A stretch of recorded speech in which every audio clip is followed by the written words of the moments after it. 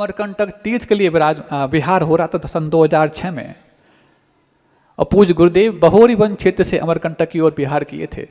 रास्ते में एक घुघुआ फॉसिल्स एक स्थान है जो मंडला और निवास के बीच में है। घुघुआ फॉसिल्स, ये फॉसिल्स का मतलब वहाँ जीवाश्म केंद्र कुछ हैं। तो हुआ ऐसा, उस वक्त गुरुदेव ने जून के महीने में प्रतिभास्थली की बहनों के लिए एक बहुत अच्छी बात कही कि इस वर्ष आपके लिए प्रतिभास्थली के विद्यालय का निर्माण कराना है। तब तक कोई बहन को यह पता नहीं था कि गुरुदेव ने हमारे लिए जो अध्ययन कराया है, बीएड कराया है, ग्रंथों का अध्ययन कराया है, संस्कृत का अध्ययन कराया है, क्यों कराया है। तब तक वो बहनें यही समझती थीं किसी आर्यिका संघ में जाकर के हमारे लिए अध्ययन अध्यापन करना अथवा और नई नई बहनों को तैयार करने का मौका मिल लिया जाएगा। लेकिन जब अचानक घुघुआ फॉसिल्स जो अमरकंटक तीर्थ के लिए बिहार चल रहा था, उस वक्त गुरुजी ने कहा कि इस बार विद्यालय कुछ प्रारंभ करना है, तो सारी बहनें मौचक रह गई कि ये क्या। हाँ, ये विद्यालय का निर्माण मात्र विद्यालय का निर्माण नहीं है, ये जिन शासन के गौरव का निर्माण होगा, क्योंकि यहाँ से ही अहिंसा, संस्कार और नैतिकता के जो मंत्र हैं जब यहाँ से निश्चित होंगे, तभी जाकर के विश्व गुरु बनने का जो भारत का अतीत था वाकई में वापस से वो प्रसूत हो पाएगा। तो उस वक्त सिर्फ मात्र 40 बच्चों के माध्यम से, जो 6वीं कक्षा के 24 बच्चे और 7वीं कक्षा के 16 बच्चे, कुल 40 बच्चों के माध्यम से प्रतिभास्थली की शुरुआत हुई थी सन 2006 में, जो अमरकंटक तीर्थ को ओर जाते हुए गुरुदेव ने वाली बात रखी थी। 40 बच्चे से प्रारंभ होने वाला वो प्रतिभास्थली का विद्यालय शुरुआत में बच्चों की प्रतिभा के माध्यम से और पूज्य गुरुदेव के आशीर्वाद के माध्यम से ख्यात हुआ। आज प्रतिभास्थली के माध्यम से बच्चों की प्रतिभा ख्यात हो रही है, इसमें मात्र पूज्य गुरुदेव का आशीर्वाद ही काम किया। तो जब वो मल्लप्पा जी की बात अपन कर रहे थे, बीच में बात कहीं और आई, कहीं और नहीं गई। जिन मल्लप्पा जी ने भविष्य को ध्यान में रख करके सागवान की लकड़ी लाई थी और भविष्य को ध्यान में रख करके एक चंदन की लकड़ी लाई थी, वो जो घर में रखी रही, उसके बारे में लोग अनभिज्ञ क्यों रखी है। लेकिन जिनके दूरदृष्टि के कुछ सोपान भविष्य को पहले से ही आंक लेते हैं, वो भविष्य के लिए बहुत सारी तैयारियां पहले ही कर लेते हैं। जैसे पूज्य गुरुदेव ने जब प्रतिभास्थली का प्रतिभा मंडल का निर्माण कराया था 1999 में, किसी को ये कानो कान खबर नहीं थी कि क्यों करा रहे हैं। सिर्फ मात्र एक बहनों का ड्रेस चेंज, एक नया ड्रेस कोड बन गया। संस्कृत का अध्ययन करना है, सर्वार सिद्धि जैसे ग्रंथों का अध्ययन करना है। लेकिन 2006 में 7 साल बाद ये पता लग पाया कि इसके लिए निर्माण कराया था। ऐसे ही मल्लप्पा जी ने भी वो चंदन की लकड़ी लाके रख दी, क्या होना है इसका पता नहीं। सागवान की लकड़ी तो लगवा दी मंदिर की सीलिंग पर, लेकिन चंदन की लकड़ी क्या होने वाला है, क्योंकि इतनी सारी तो है नहीं कि मंदिर में लग पाए। एक बहुत बड़ा एक लकड़ी का तना था जो केरला से लाए थे, बहुत दिनों तक रखी रही। लेकिन जब कुंथलगिरी में चार्य चक्रवर्ती आचार्य शांति सागर जी महाराज की समाधि हुई, उस वक्त जाकर के उनके अंतिम संस्कार में उस चंदन की लकड़ी को समर्पित कर दिया गया। सोचो, कोई सोच सकता है ऐसी बात? कितने वर्षों बाद कब क्या होने वाला है, उसके लिए चंदन की लकड़ी पहले से लाके रख दी हो। कोई ये भी सोच सकता है? क्या इंतजार कर रहे थे शांति सागर महाराज कब जाने वाले हैं?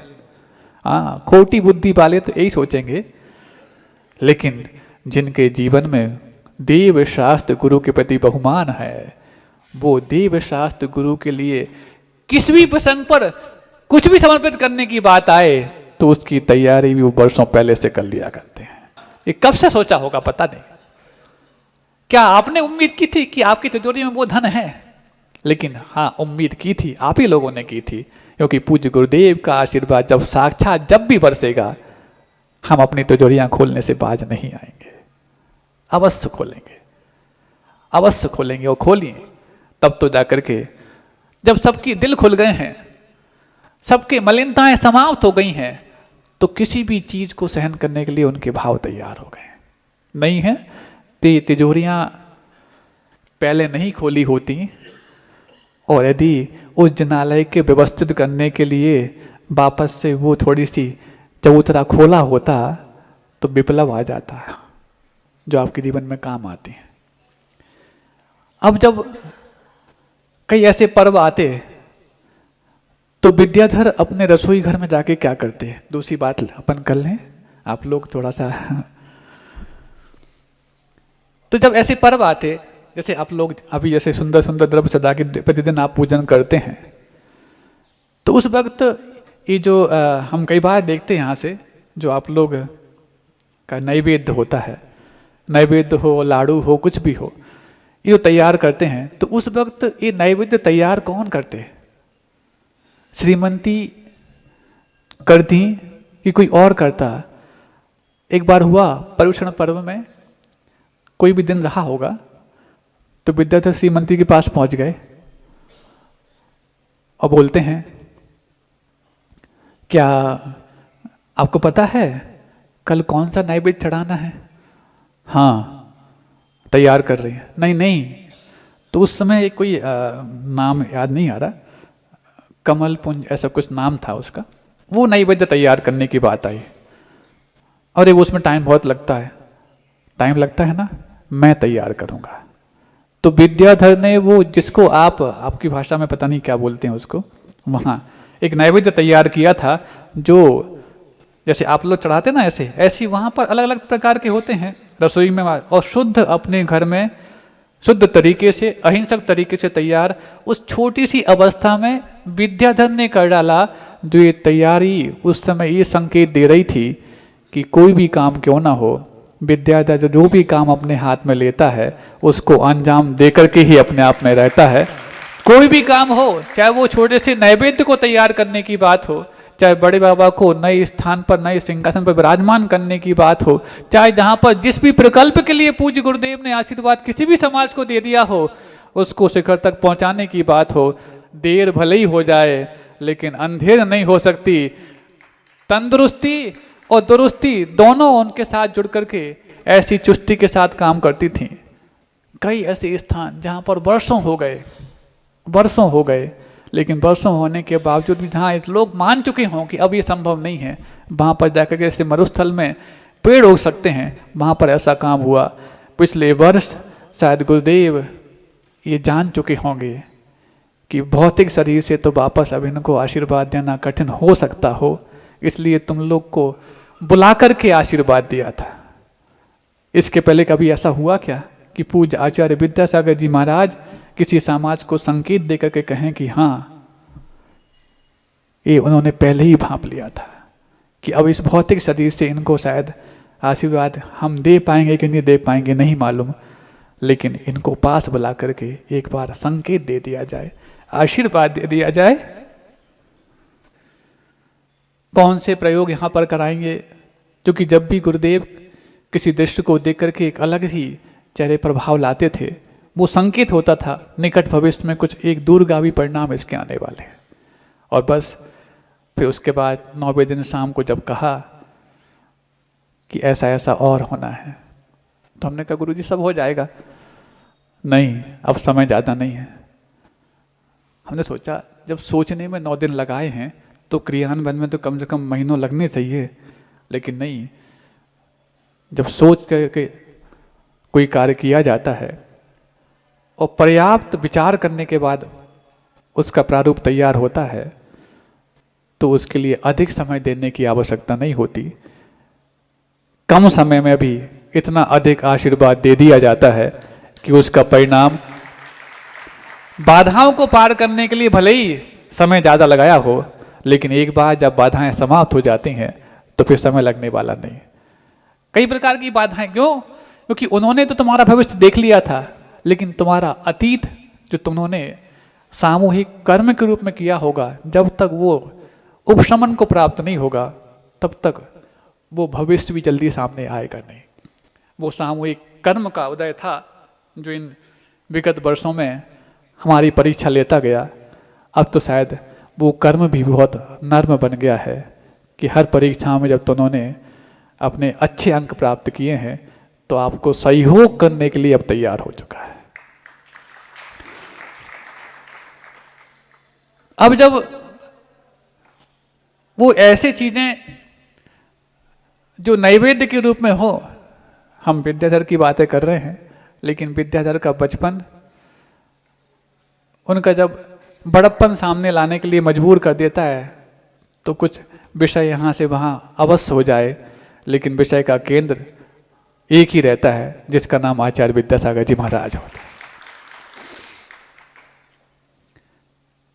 तो फिर जब धीरे धीरे करके वो कई बार ऐसी चीज़ें तैयार करने लगे रसोई घर में, कई बार ऐसे समय आए जब घर में भोजन बनाने की बात आई तो अकेले विद्याधर ने पूरे घर के लिए भोजन तैयार करके और पेट भरने लायक अपने आप को तैयार कर। शायद वो उस समय यही सोच रहे हों कि अभी मैं इस लौकिक जीवन में रसोई बनाता हूँ और सबका पेट भर जाता है, मैं पारलौकिक जीवन में भी ऐसी रसोई बनाऊंगा कि पहले मैं मोक्ष मार्ग पे आऊंगा और फिर पूरा घर पीछे मोक्ष पार पे आ जाएगा। देर भले ही सही, लेकिन बड़े भाई जो महावीर थे, अंत में उनको भी मैं मुनि बना करके चला जाऊंगा।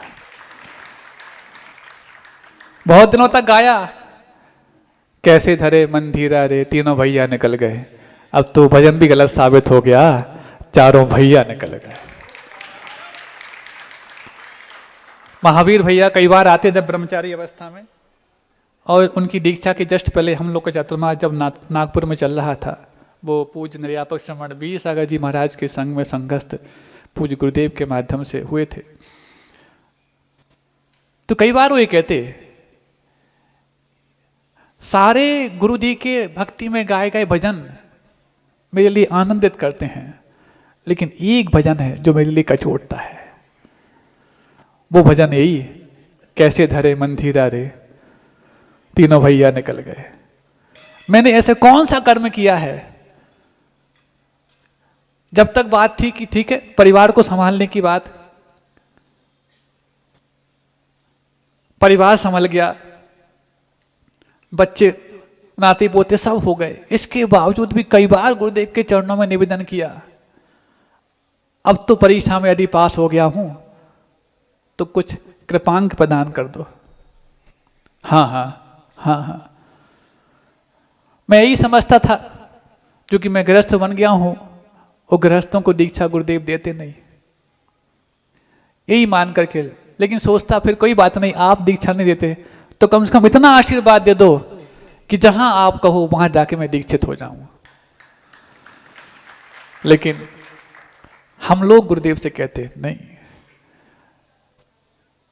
दुनिया की सारी विभूतियां आपके पास आकर दीक्षित हुई हैं, तो सत लगा कि सबसे अनोखी विभूति आपसे दीक्षित ना हो पाए, ये कैसे संभव है? नहीं, इनको तो यहीं पर पूज्य निर्यापक श्रमण योग सागर जी महाराज, उनके साथ तो उस वक्त हम थे ही, पूज्य निर्यापक श्रमण समय सागर जी महाराज, उन सब से भी पूज्य निर्यापक श्रमण सुधा सागर जी महाराज, प्रमाण सब महाराजों से कहा नहीं, ये या तो गुरु जी इनको दीक्षित करें अथवा फिर आप लोग इनके लिए कुछ सोचें। सबने निवेदन किया, बमुश्किल गुरुदेव ने उनको कहा कि ठीक है, क्योंकि क्षुल्लक दीक्षाएं तो गुरु जी गृहस्थों को दिए ही हैं, आरिकाएं दीक्षा भी गृहस्थों को दी हैं, लेकिन इनके बारे में बात थी कि अब इनको कैसे किया जाए। तो गुरुदेव अक्सर कहते ठीक है क्षुल्लक बन जाओ, नहीं, वो यही कहते ये वस्त्र कम करने के लिए 80 वर्ष निकल गए, क्षुल्लकों के वस्त्र कम करने के लिए कहीं जीवन ना निकल जाए। मुझे तो इस पद से इस जीवन में एक बार दिगंबरत्व को प्राप्त करना है, जीवन का भरोसा नहीं है। इस बीच में एक बहुत बड़ा रोग भी हो गया था, जो अभी मंच से कहना जरूरी नहीं, उसको पार करके भी शायद वो इसलिए रहे कि उनको अपनी वो अंतिम भावना जो अविश लक्ष्य के रूप में थी कि एक बार उनको दिगंबर मुनि बनना है। अंत में तो उन्होंने ये भी छोड़ दिया था कि कोई बात नहीं, गुरुजी नहीं देते तो कोई बात नहीं, गुरुजी से मात्र आशीर्वाद दे दें, मैं कहीं भी दीक्षा ले लूंगा।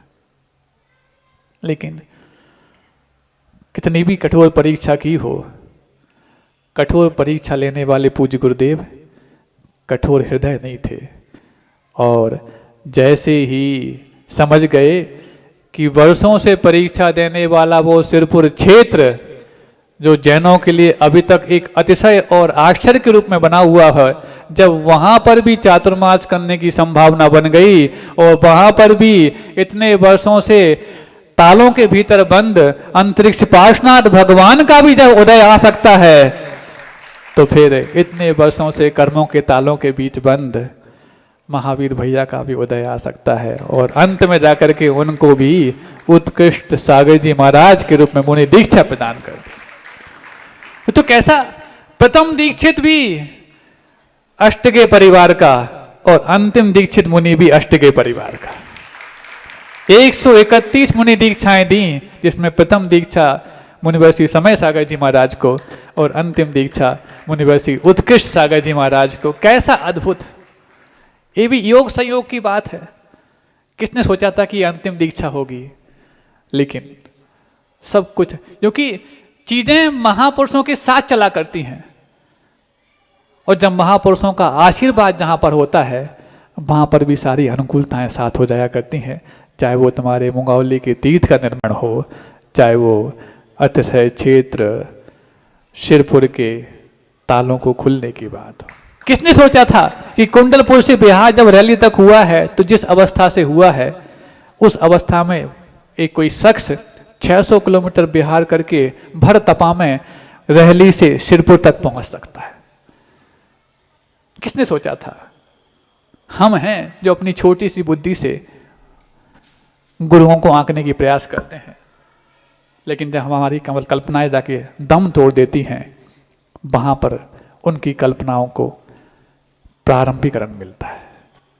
इसीलिए यदि उन्होंने हमारे इस मुंगावली के लिए आशीर्वाद दिया है कि यहाँ पर 24 जनालय और सहस्कु जनालय मात्र जनालय के रूप में नहीं, तुम सबके उद्धार के लिए तीर्थ के रूप में निर्मित हो, तो आपका उद्धार जिन माध्यम से आज तक करते आए हो, एक बार मात्र उन सब कार्यों को और उन्नत बनाने के लिए पूज्य गुरुदेव के आशीर्वाद प्राप्त इस प्रकल्प में सामर्थ्य से बढ़ के जुड़ जाना।